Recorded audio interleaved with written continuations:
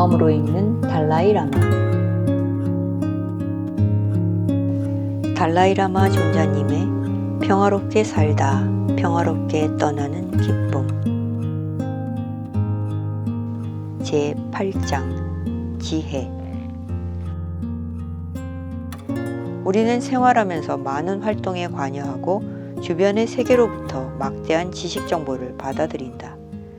우리는 그 모든 활동과 우리 앞에 나타나는 현상들이 절대적으로 사실이라고 생각하기 쉽다. 달리 말하면 우리는 사물들이 우리에게 보이는 방식처럼 그렇게 존재한다고 생각하면서 속는 것이다. 사물들이 우리에게 보이는 방식과 사물들이 실제로 존재하는 방식이 일치하지 않기 때문에 우리에게 많은 문제가 일어나는 것이다. 따라서 그런 불일치에 대해서 연구하고 궁극적인 존재인 실제를 조사하는 것은 모든 불교 철학에 연계된 사고이다. 궁극적인 존재 방식은 분석과 조사와 실험을 통해서 알 수 있다.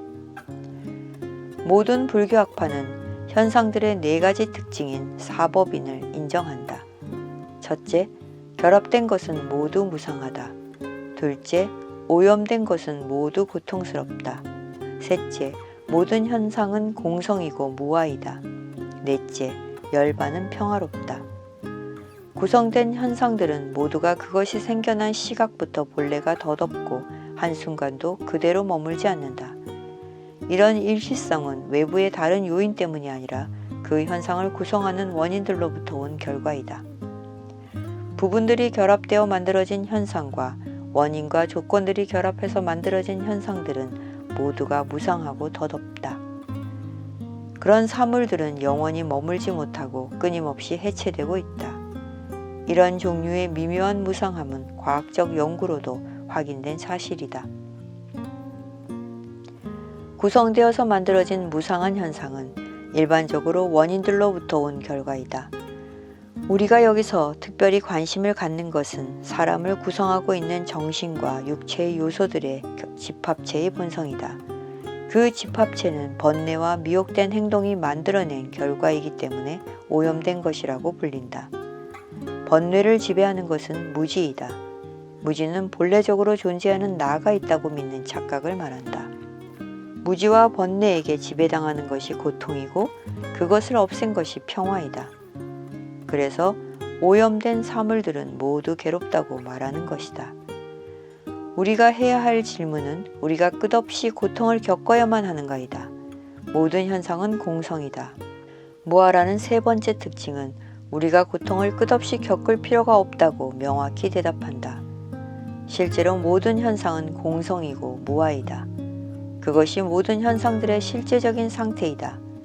그것이 현상들의 실제 상태이더라도 사물들은 본래적인 존재를 가진 것처럼 보인다. 우리가 사물이 본래적으로 존재하는 것처럼 지각하는 것은 우리의 그릇된 의식이며 잘못된 사고방식이다. 그런 의식은 타당한 근거를 갖고 있지 않다. 우리가 그런 착각을 갖고 있는 것은 그 착각이 타당한 논리적 근거나 다른 확고한 근거에 의한 것이 아니라 우리가 오랫동안 그런 착각에 익숙해져 왔기 때문이다. 이제 우리가 공성과 무아의 의미를 이해하려고 노력한다면 우리는 그런 착각을 없애고 사물들의 진정한 본성을 통찰하는 지혜를 얻을 수 있을 것이다. 우리는 착각의 원인인 번뇌도 제거할 수 있다. 사물들이 자체적인 존재를 갖고 있다고 착각하는 우리의 무지도 없앨 수 있다. 우리가 이런 오염된 원인들을 없애고 나면 평화로운 상태에 도달할 것이다. 번뇌와 무지가 사라진 열반은 평화이다. 열반은 속이지 않고 믿을 만한 상태이기 때문에 평화라고 불린다. 불교의 모든 가르침과 수행의 근본은 연기법이다. 왜 그런가? 궁극적 진리를 얻는다는 것은 현상들이 자체적인 존재를 결여하고 있다는 것, 즉 공성을 이해하는 것이다. 그런 진리를 얻는 것과 관련된 불교 수행들이 가능할 수 있는 이유는 연기법 때문이다. 사물들은 다른 원인과 조건들에 의존해서 생겨나기 때문에 그것들은 당연히 독립적이거나 자체적인 존재를 갖고 있지 않다. 그런 논리들을 사용하면 우리는 자체적인 존재가 있다고 착각하는 일을 멈추게 된다.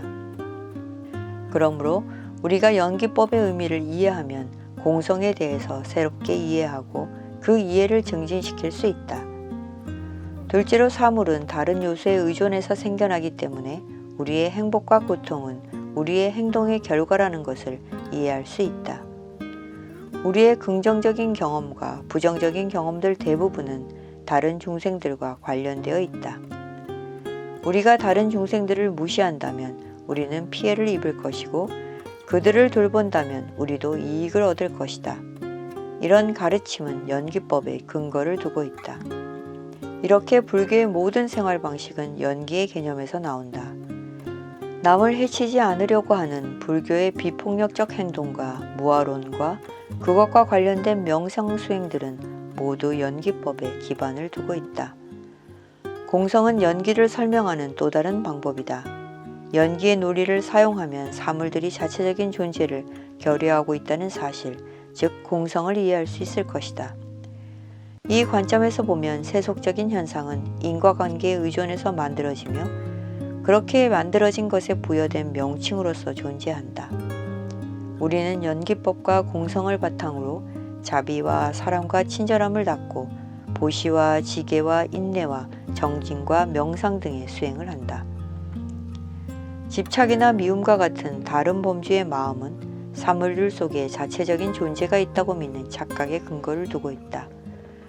우리가 무아에 대해 마음을 집중하는 수행을 할 때는 마음이 자체적으로 존재한다고 믿는 착각을 없애려는 것이기 때문에 저절로 우리의 집착과 미움의 힘이 약해진다.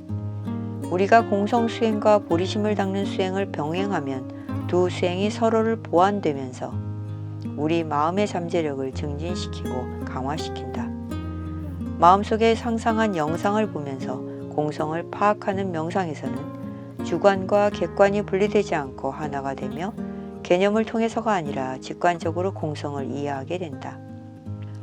우리가 이런 수행 과정에 아주 익숙해지면 우리가 저지르는 일시적인 잘못들도 우리 본래의 순수함 속으로 사라지고 우리 마음에 복잡하게 일어났던 번뇌들도 모두 사라진다. 우리 마음속에서 복잡한 생각들이 전부 사라져 완전히 평온해진 상태를 부처님의 진리의 몸, 즉 법신이라고 부른다. 번뇌를 없애려면 공성을 아는 지혜를 길러야 한다. 우리의 몸과 마음을 구성하고 있는 요소들이 자체적인 존재를 갖고 있다고 착각하는 한 우리는 자아에 대해서도 그와 비슷하게 착각할 것이다. 우리가 나에 대한 착각에 빠지면 악행을 저지를 것이고 그 악행의 결과대로 다음 생에 태어날 것이다. 그러므로 윤회로부터의 해탈과 열반을 얻으려면 공성의 지혜를 길러야 한다. 공성을 깨닫는 지혜는 개인의 해탈을 구하는 사람들에게도 필요하다. 그러므로 우리는 고요하게 머무는 마음, 즉 선정을 닦은 것을 기반으로 해서 공성을 이해하는 지혜를 닦아야 한다. 여러 종류의 지혜 가운데 우리가 특별히 얻어야 할 것은 깨달음을 얻는 데 장애가 되는 것을 없애는 지혜이다. 그런 지혜를 얻으려면 육바라밀 중에서 앞의 5바라밀인 보시, 인욕, 지계, 정진, 선정 수행을 잘해야 한다. 그래서 육바라밀을 부처님의 경지에 도달하기 위한 수행이라고 부른다. 부처님의 모든 가르침은 연기법에 기반을 두고 중생들을 고통스러운 상태에서 벗어나게 하기 위해 가르친 것이다.